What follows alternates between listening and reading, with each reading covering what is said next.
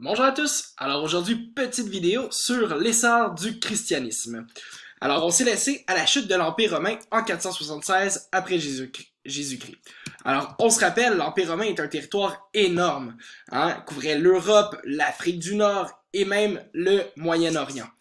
Eh bien, lorsque l'Empire va chuter, ce territoire-là va être divisé en plus petits territoires. Qu'est-ce qui va unir malgré tout tous ces petits territoires-là? Eh bien, ça va être la religion catholique. On regarde selon la carte ici, les zones bleues foncées, c'est l'expansion du christianisme en 325 après Jésus-Christ. Alors, toujours au moment où on avait l'Empire romain. En 600 après Jésus-Christ, après la chute de l'Empire romain, donc lorsqu'on va être dans le Moyen Âge, le christianisme va être répandu à travers toute l'Europe, un peu en partie en Afrique du Nord et même au Proche-Orient, Moyen-Orient. Avant d'aborder le sujet du christianisme au Moyen Âge, eh bien, on va se questionner sur la place de la religion aujourd'hui dans le monde et plus principalement au Québec. Au Québec, comme dans la plupart des sociétés occidentales, on a la liberté de pratiquer la religion de notre choix.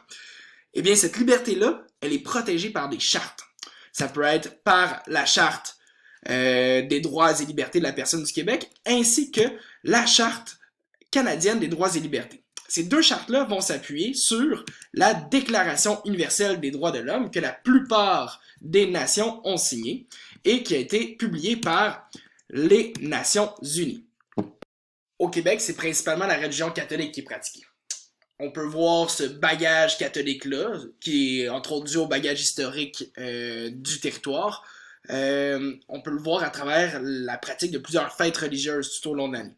Mais avec la diversité culturelle, on va voir qu'il y a plusieurs fêtes religieuses qui vont être pratiquées au Québec, même si ce ne sont pas des fêtes de la religion catholique. Maintenant, on va discuter de ton premier travail qui est à faire. En fait, on va... juste quitter ici. On va essayer de dresser le portrait religieux des élèves de première secondaire à Leblanc.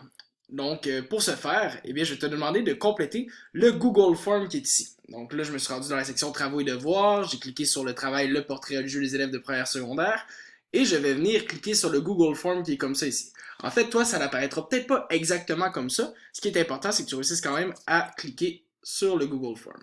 Ça va t'ouvrir une autre page avec le questionnaire. Donc, on peut lire les consignes, coche la case qui se rapporte à ton appartenance religieuse, nous compilerons les résultats et nous pourrons ainsi avoir un portrait des appartenances religieuses des élèves de première secondaire de Leblanc. Le tout sera anonyme. Personne ne pourra associer ta réponse à toi. Je compte sur ton honnêteté. Alors, il faut cocher la bonne case. Ici, on a plusieurs appartenances religieuses que l'on peut choisir. Il y a aussi autres religions si ton appartenance religieuse n'y apparaît pas.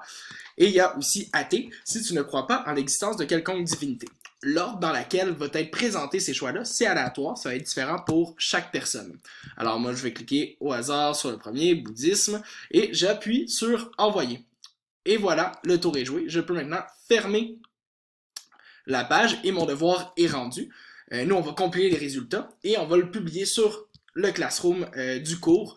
Donc, on va pouvoir avoir le portrait religieux des élèves de première secondaire. Alors, bon travail!